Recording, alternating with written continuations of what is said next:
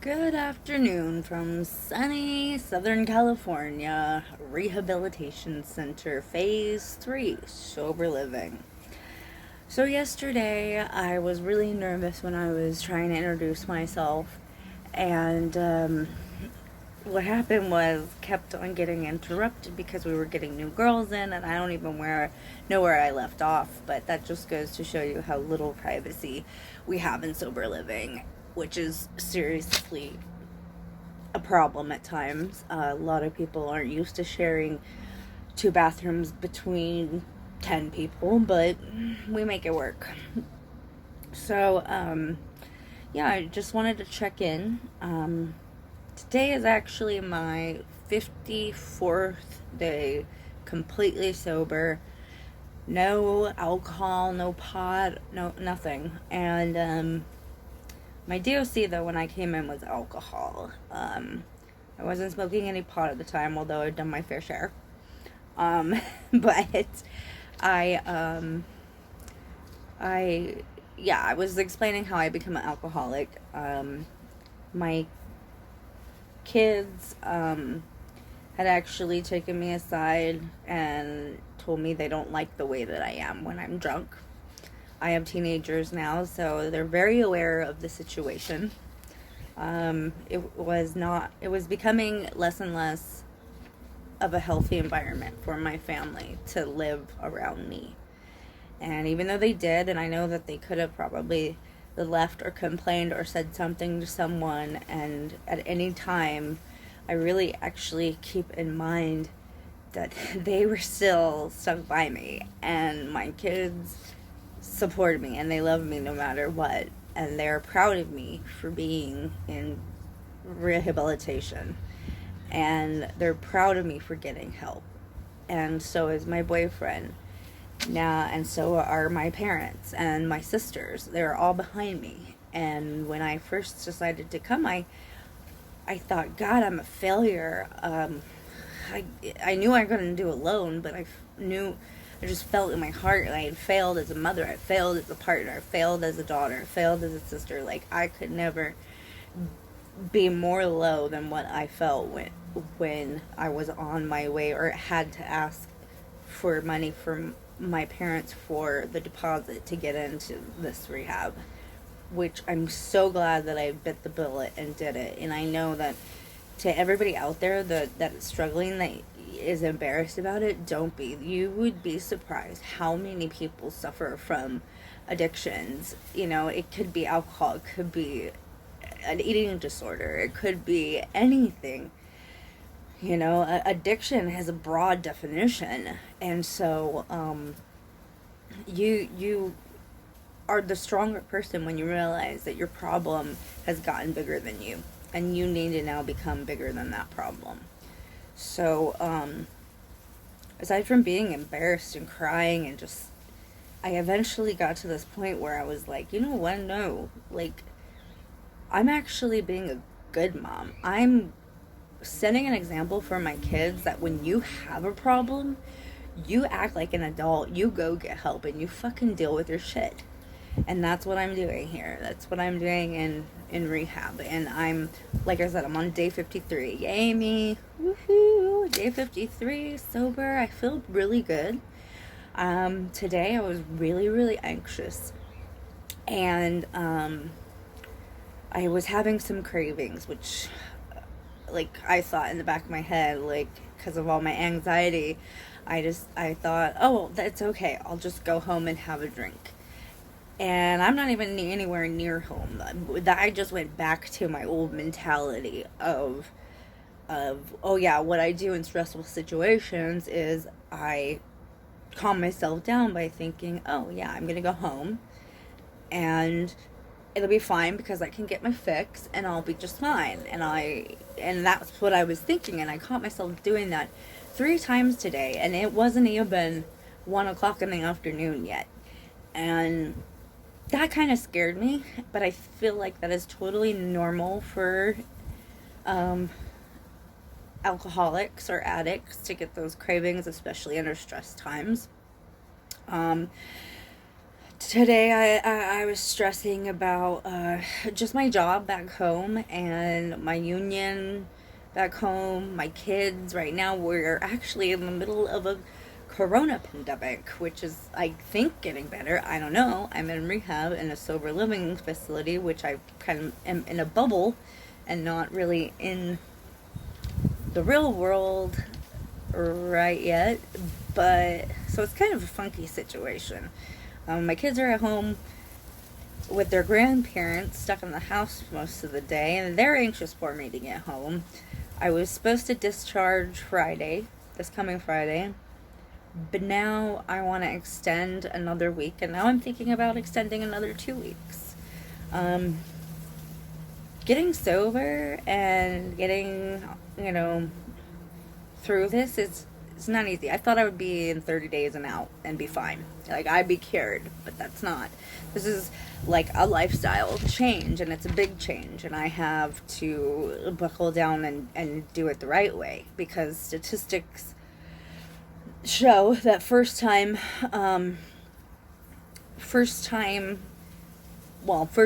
offenders, for the first time people go in rehab, they have a high probability of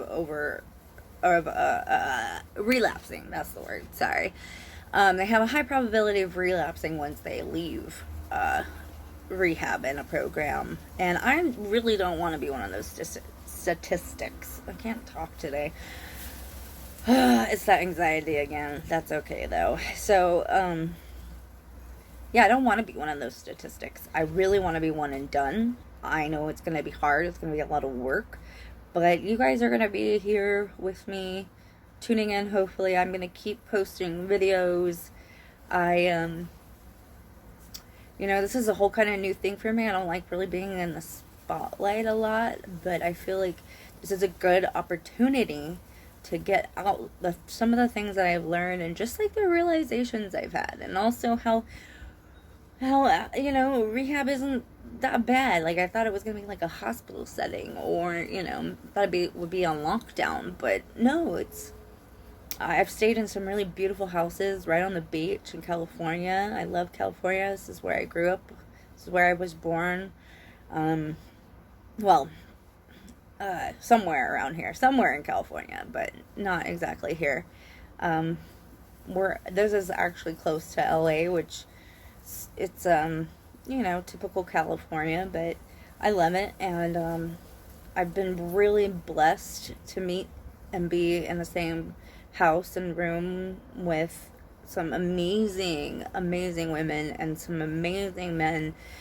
In phase 3 we're all women here, but phase 2 we were in a house and we had roommates. I shared a room with a few different gals, so we had one room and the guys had the other rooms. But all of the people that I've met along the way have been extremely helpful to my healing, and I try to take advantage of that, because we can learn something from everybody. And there's some people that have challenged me and challenged my patience and challenged the things that just like really irk me and press my buttons, and they challenged me to actually dig deep and figure out, why am I feeling that way, and then figure out, well, is it serving a purpose? Why even feel like that way? And I don't need to feel that way. And the whole point is that I've just met some great people that have really been helping me along the way. And I've seen so many different perspectives and so many different people from different walks of life, that they may or may not have the same DOC, but it's all, addiction is the same no matter what you use.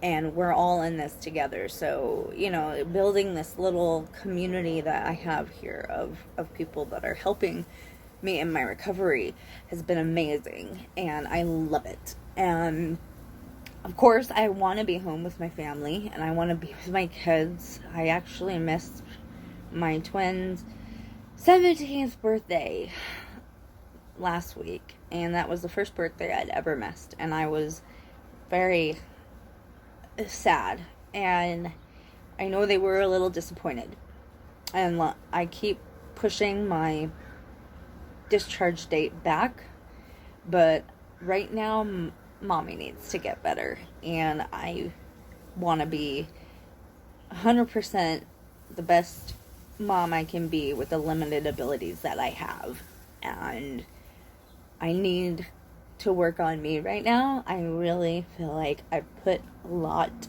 to the side that I haven't taken care of. Things from my past, things that have driven me to drink in the past. Because I really believe that addiction, or for me, alcohol, it's just a component. It's the underlying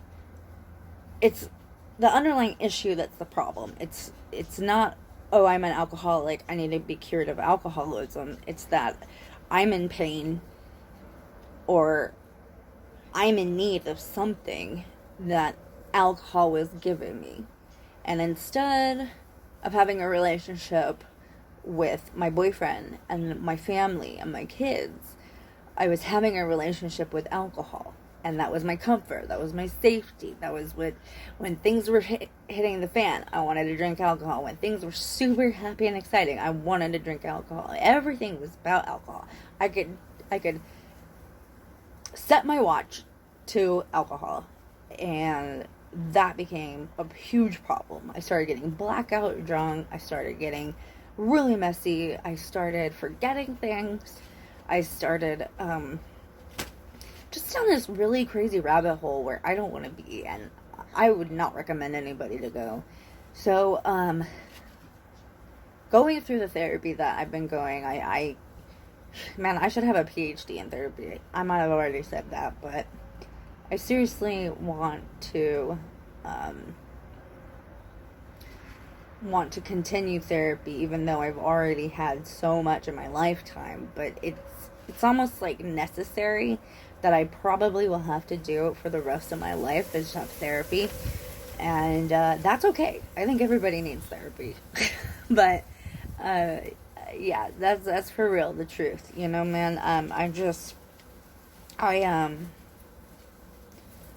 I need to find other things that can, stroke that part of my mind and my emotions that alcohol did. So lately I've been working out. As you can see, I could stand to lose a few pounds.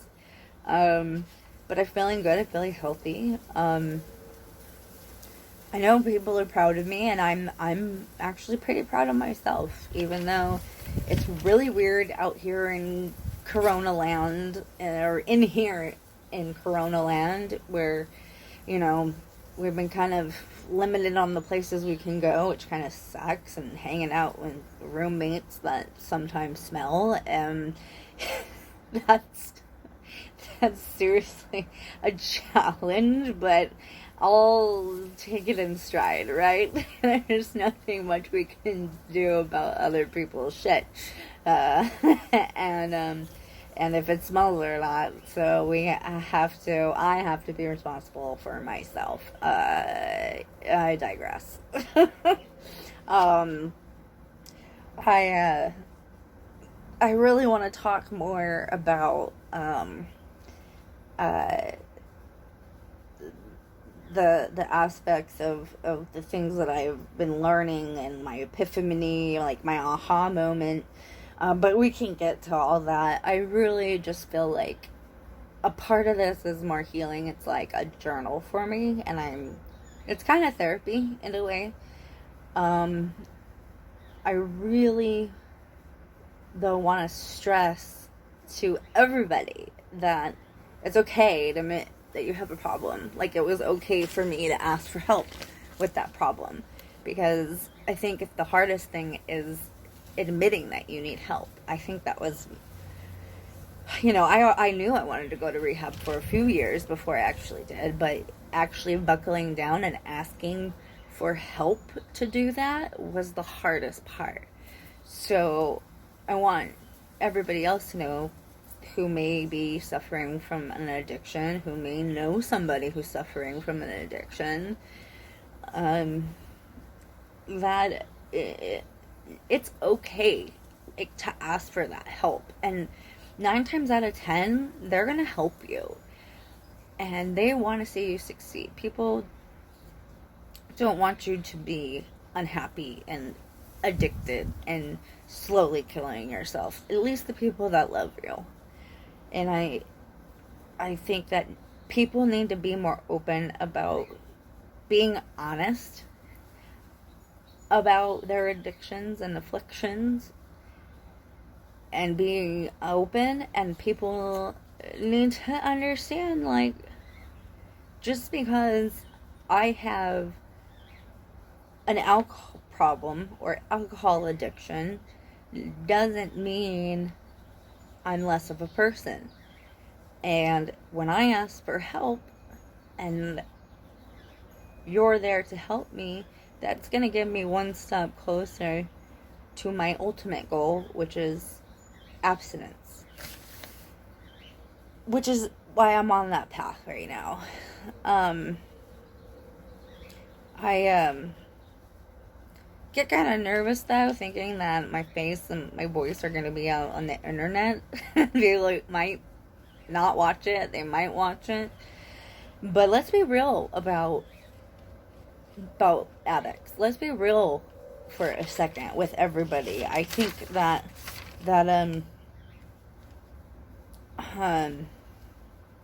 there's a part where you have to be brutally honest with yourself in this. And that's one of the most important parts, is being brutally fucking honest. And giving in to the process which will lead to your sobriety. Whether it be AA, NA, SMART, recovery, any of the above. You give into the process. Just go with the flow. Just ride that wave, baby.